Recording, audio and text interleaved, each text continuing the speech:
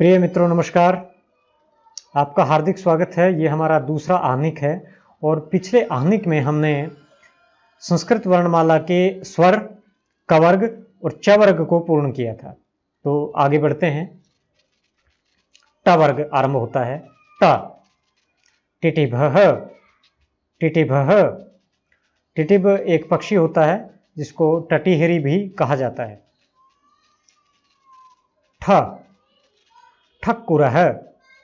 ठक्कुरः जिसका हिंदी रूप है ठाकुर।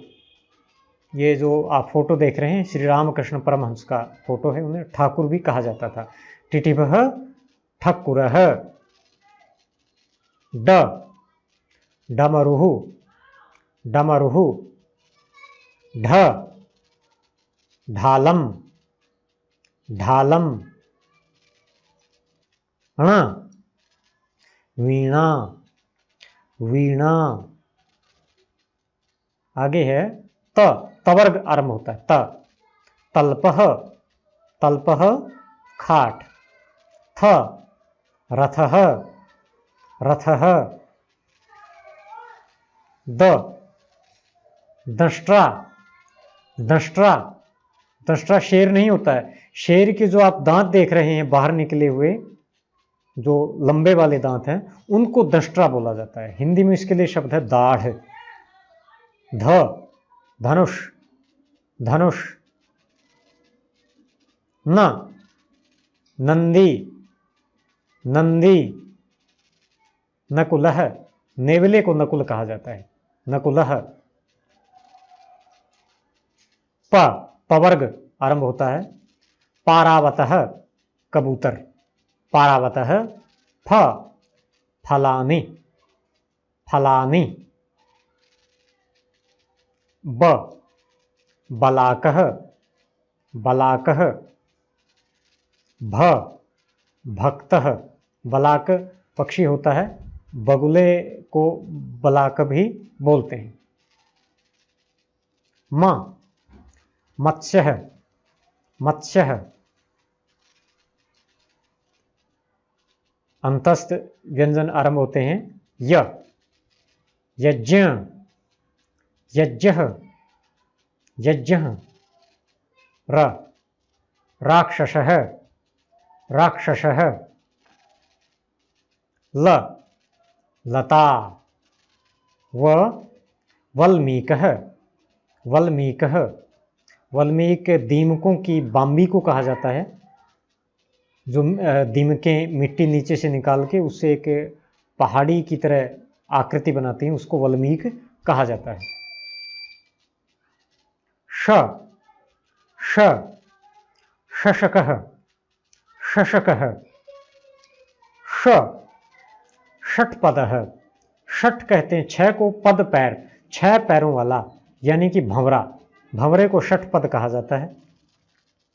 स, सरस्वती। सरस्वती।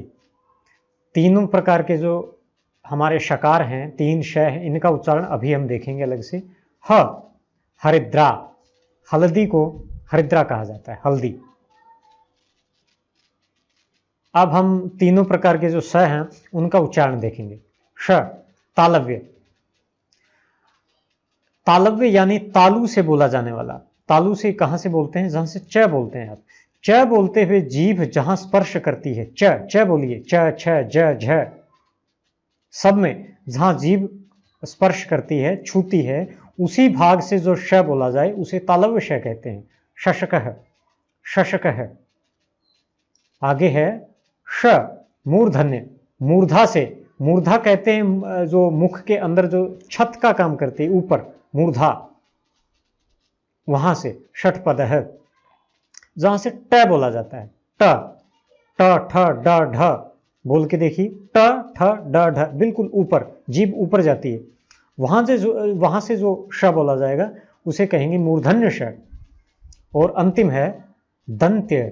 दंत्य जो दांतों से बोला जाए, दांतों से, जहां से त बोलते हैं, त, थ, द, ध, न, सब दांतों से बोले जाते हैं, वहां से बोलेंगे सरस्वती। सरस्वती। तो ये अंतर है इसमें। आगे संयुक्त व्यंजन है। संयुक्त व्यंजनों पर हमारी बहुत विस्तार से 2 वीडियोज़ हैं, संस्कृतम की तीसरी और चौथी वीडियो, उन्हें विस्तार से देखना चाहिए। अभी हम इसको मुख्य रूप से जो 4-5 संयुक्त व्यंजन हैं वो वर्णमाला का सीधे सीधे भाग नहीं है, लेकिन हमारे विद्यार्थी कई बार पूछते रहते हैं कि इनको शामिल नहीं किया आपने, तो इसलिए मैंने इस बार इनको शामिल कर लिया, केवल 4 को ही किया है, काफ़ी प्रसिद्ध हैं। क और मूर्धन्य श मिलकर बनते हैं क्ष, क्ष। ज और य मिलकर बनते हैं ज्य, ज्य। त र त्र बनते हैं और श र श्र बनते हैं। तालव्य श के साथ र मिलता है तो श्र बन जाता है। क्ष, ज्य, त्र, श्र। ज्य के उच्चारण को हम अभी देखेंगे, इसका उच्चारण शुद्ध क्या है। ज्य, इसके ऊपर थोड़ी चर्चा हो जाए। मित्रों, भारत के विभिन्न हिस्सों में इसका उच्चारण भिन्न भिन्न तरीके से होता है। संस्कृत में उसका उच्चारण जो है शुद्ध है, ज्य है, वह संयुक्त है ज और य का। लेकिन हिंदी और नेपाली में इसको ज़्यादातर लोग ग और य के संयुक्त की तरह बोलते हैं, ज्ञ, ज्ञानी, ज्ञ। मराठी वाले इसको, महाराष्ट्र में हमारे जो बंधु हैं वो द न य, द्ने, द्ने की तरह बोलते हैं इसको, अज्ञान, ज्ञानी, इस तरह से। और तेलुगु वाले साथी क्या बोलते हैं, ज्ञ। तेलुगु में इसका उच्चारण ज्ञ की तरह होता है, ज्ञान, अज्ञान, इस तरह से। तो हम क्योंकि संस्कृत पढ़ रहे हैं तो शुरू से ही अभ्यास किया जाए, ज्ञ, जान, अज्ञान, जानी, इस तरह से। और अगर मैं ज्ञानी बोल जाऊं तो मुझे क्षमा करें, क्योंकि हिंदी का प्रभाव आ जाता है और उसके अनुसार मैं कई बार ज्ञानी बोल देता हूं, लेकिन प्रयत्न करूंगा कि जानी ही बोलूं। क्ष।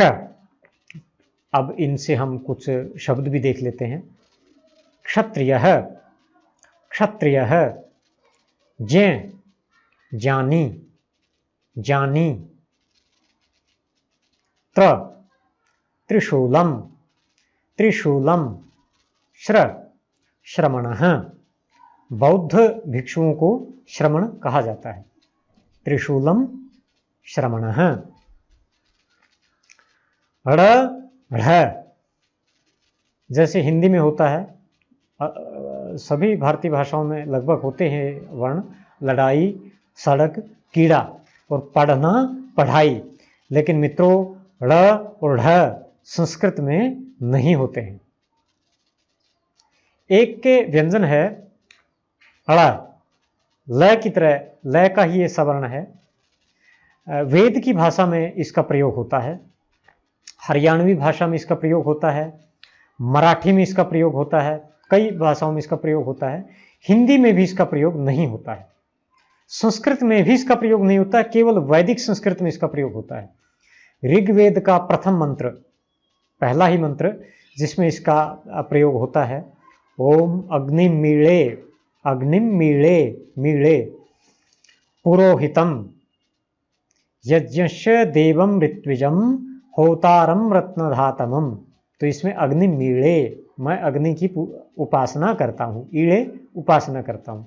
तो इस तरह से इसमें अड़ा का प्रयोग आपने देखा, लेकिन इसका प्रयोग हम कहीं भी संस्कृत में नहीं करने वाले हैं, जो संस्कृत मैं आपको पढ़ाने वाला हूँ। अभी हम वैदिक संस्कृत नहीं पढ़ रहे हैं, लौकिक संस्कृत पढ़ रहे हैं। इसमें हम गीता, रामायण, महाभारत इत्यादि पढ़ पाएंगे। वैदिक संस्कृत थोड़ी सी भिन्न होती है, उसके लिए अलग व्याकरण होता है जो इसके पश्चात ही सीखा जा सकता है। तो प्रिय मित्रों, हमने वर्णमाला को पूर्ण किया। स्वर और व्यंजनों के उच्चारण के लिए हमारी अलग आगे का जो आह्निक रहेगा, उसमें हम वर्णों के उच्चारण को देखेंगे कि किसका उच्चारण किन किन मुख के भागों से होता है और उसके आधार पर उनके क्या नाम हैं। तो मिलते हैं अगले पाठ में, तब तक के लिए नमस्कार। जय भारत, जय भारती।